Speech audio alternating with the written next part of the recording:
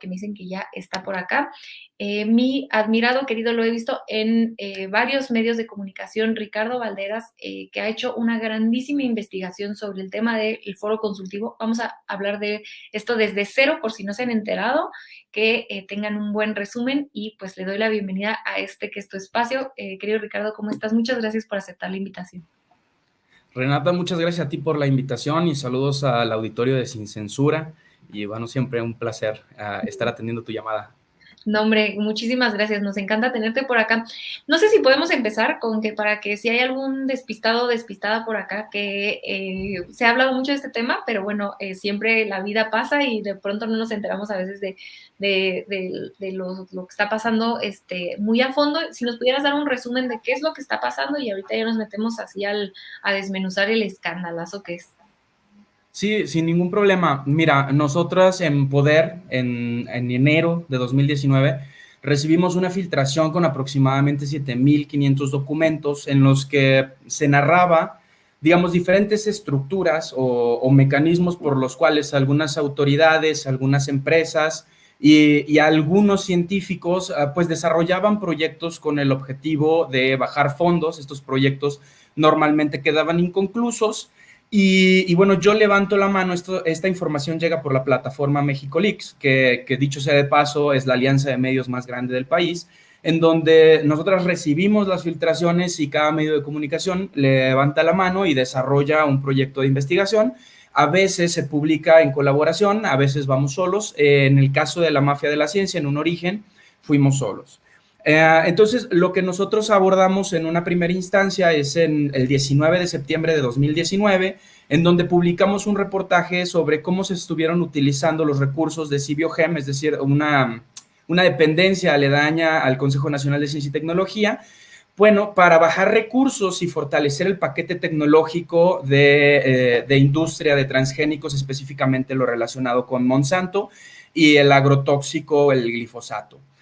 Una vez que nosotras empezamos con esta investigación, el objetivo era hacer una publicación en serie en donde definiéramos todas las estructuras con las cuales las corporaciones capturaban al Estado para fortalecer a la iniciativa privada, y así es como surge el proyecto La Mafia de la Ciencia. La mafia de la ciencia como tal, es decir, el micrositio y todo se proyecta para el mes de marzo de 2020, en donde narramos cómo académicos en Sonora, adheridos al Sistema Nacional de Investigadores, estaban realizando eventos proselitistas a favor de Grupo México, es decir, hablaban sobre minería sostenible en la región en donde justo esta empresa había sido la responsable del derrame del lixiviado de cobre, es decir, el crimen medioambiental más escandaloso del país. Y bueno, estos académicos hacían reuniones y foros a favor de esta empresa, no solo haciendo uso de las instalaciones de Unison, la Universidad de Sonora, sino haciendo uso de las instalaciones del propio Grupo México, es decir, a los eventos académicos a los que estas personas asistían, pues eran directamente en haciendas o en casas de esta corporación. Dentro de este paquete de filtraciones también aparece lo relacionado con el Foro Consultivo Científico y Tecnológico AC, que es, digamos, una AC de carácter privado que es adherida a los estatutos del Consejo Nacional de Ciencia y Tecnología, toda vez que este organismo aparece previo a la aparición de. Voy a ser, digamos, como muy concreto con las fechas.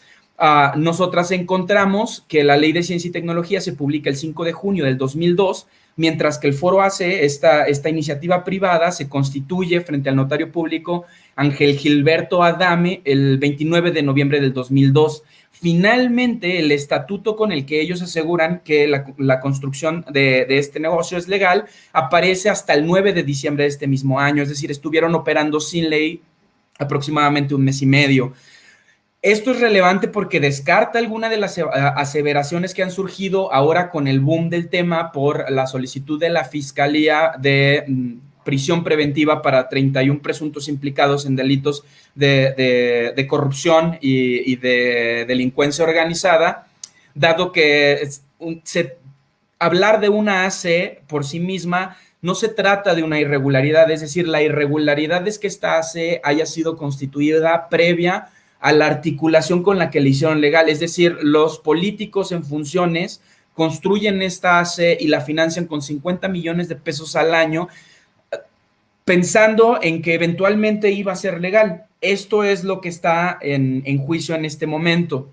Bueno, además de esto, otra cosa que me gustaría aclarar es que dentro de esta discusión se argumenta que la Suprema Corte aseguró que todos estos años de recepción de documentos fueron legales. Esto no fue lo que dijo la Corte. La Suprema Corte lo que dijo es que el foro consultivo ya no tenía por qué recibir dinero, y sobre la legalidad o ilegalidad de los recursos, ellos sobreseían el caso, es decir, en ese juzgado, en ese caso en específico, ellos no tenían palabra o voz o argumentos suficientes para emitir un dictamen. Bueno, ahora mismo el tema se vuelve mucho más complejo porque la Fiscalía, que imputa cargos a 31 sujetos, que dicho sea de paso, bueno, eran funcionarios públicos que sí pertenecían a la estructura del Estado que desarrolla, digamos, los proyectos científicos, pero científicos en forma, es decir, no, eran funcionarios públicos que, según Gertz Manero, en un inicio tenían, bueno, algunas migas con las que podrían iniciar una investigación. Lo que ocurre ahora es que el fiscal desiste o no ratifica la denuncia ante el juez, pero la argumentación ahora es que se generará una nueva imputación, es decir, él claramente asegura que este no es un tema que se termina ahora, sino que replantearán las acusaciones. Aparentemente el fiscal escuchó las diversas opiniones en medios de comunicación que bueno, algunas personas, opinadores, sobre todo de columnistas, gente que tiene foros en los que se argumenta desde la perspectiva personal, bueno, ellos estaban sosteniendo que los cargos por crimen organizado eran insostenibles y aparentemente así fue para Gertz Manero. Ahora lo que asegura es que iniciará otra investigación. Sin embargo, hay que aclarar que las denuncias frente a la función pública siguen activas y la función pública no ha emitido ningún comunicado, por lo que se espera que en los siguientes días habrá un posicionamiento al respecto en los que, entre otras sanciones, puede existir la inhabilitación de las personas implicadas. Bueno, lo que nosotras además en Poder encontramos fue que el uso de recursos públicos durante este periodo de tiempo se concentró en viajes a Bruselas, a Brasil, a China, todo esto en primera clase, evidentemente. También se registran desayunos en Saks en Polanco, es decir, este restaurante de lujo. Se registran gastos en lavandería, gastos en Uber, gastos en Amazon, gastos en papelerías como Lumen, lo cual sí acredita que, bueno, pues estuvieron consumiendo estos insumos para sus propios proyectos, pero lo que resalta en la investigación es que las justificaciones financieras, es decir, ellos dicen que hacen tantos foros, tantas estructuraciones, tantos dictámenes, pues no coinciden con los reportes de gasto, es decir, los reportes de gasto tienen más que ver con manutención que con estos proyectos. Esta es una primera anomalía que nosotras descubrimos. En segundo plano encontramos, bueno, la compra de una casa, de una casona en el corazón de la colonia Coyoacán, esta colonia en la Ciudad de México de alta plusvalía, de la cual, por cierto, ninguna de las tres directoras que nosotros entrevistamos en Poder pudo justificar el origen de estos gastos. No es hasta la primera publicación que una de las directoras, Gabriela Dutrenit, nos declara en grabadora que el dinero para comprar esta casa emerge de los dictámenes que el foro consultivo fue contratado para emitir en ese entonces y señalado por las mismas víctimas a favor de Pasta de Conchos. Es decir, renace aquí la narrativa sobre el apoyo a la industria, es decir, la captura del Estado por la industria. Este foro consultivo, luego de 3 dictámenes muy irregulares, es contratado por la Secretaría del Trabajo de Javier Lozano para emitir lo que ellos llamaron el dictamen ciudadano,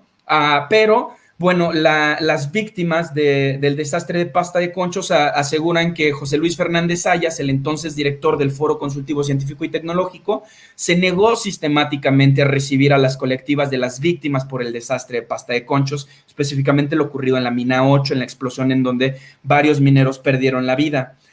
Sucesivamente, las declaraciones de Dutrenit aseguran que este es el dinero origen con el cual se compra esta casa en Coyoacán. Sin embargo, nosotras en Poder revelamos la semana pasada esta narrativa sobre las contrataciones, y las contrataciones únicamente ascienden, nosotros liberamos el contrato, ascienden a 4.6 millones de pesos. La transacción, según Dutrenit, ocurre con 30 millones, es decir, hay un desfase de registro financiero de aproximadamente 25 millones de pesos, o si quieres 23 millones de pesos para redondear cifras, que los propios directores no saben justificar. Es decir, hay un manejo indiscriminado y además muy opaco del recurso público. ¿Cómo hicimos nosotras en Poder para hacer el análisis financiero? Bueno, nosotras tuvimos acceso a 2 fideicomisos, el FONIS y el FOMIX, y a través del análisis de estos es que contrastamos las facturas de las justificaciones de gasto del Foro Consultivo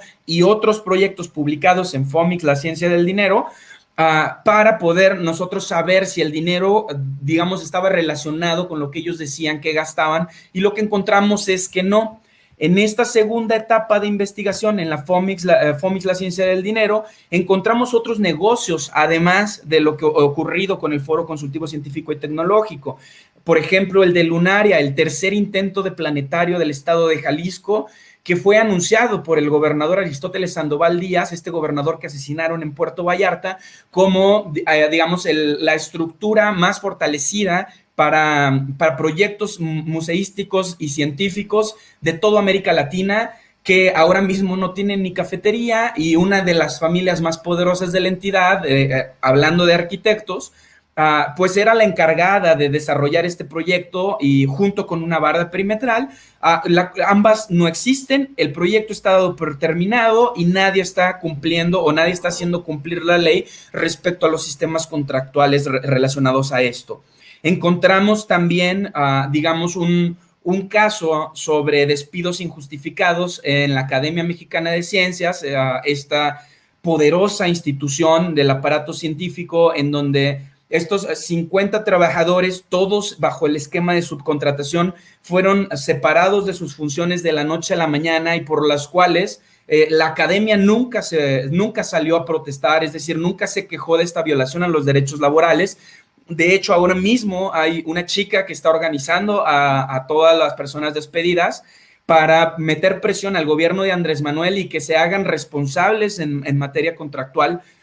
con estos sujetos. Cabe mencionar que la Academia Mexicana de Ciencias es uno de los organismos que sale a pronunciarse a favor de las personas implicadas, en este caso que tiene la Fiscalía. Sin embargo, una de las personas abajo firmantes, pues es nada más y nada menos que el fundador de la Asociación Civil Foro Consultivo Científico y Tecnológico, por lo cual hay un claro conflicto de interés entre la Academia Mexicana de Ciencias y la promulgación de este comunicado en contra de la investigación. Asimismo, encontramos el proyecto del CRIDE Atlacomulco, que, bueno, esto era un sistema de almacenamiento satelital, es decir, ellos estaban proyectando unas instalaciones que construirían satélites, que lanzarían satélites, y no es más que una bodega que no tiene baños. Es decir, es otro elefante blanco que se pagó con dinero público y en el que, dicho sea de paso, está inmiscuida la Secretaría de Defensa Nacional. Ese es otro proyecto inconcluso de las administraciones que bajaban recursos del aparato científico para justificar gastos. Y a grandes rasgos, esta es la narrativa de la mafia de la ciencia.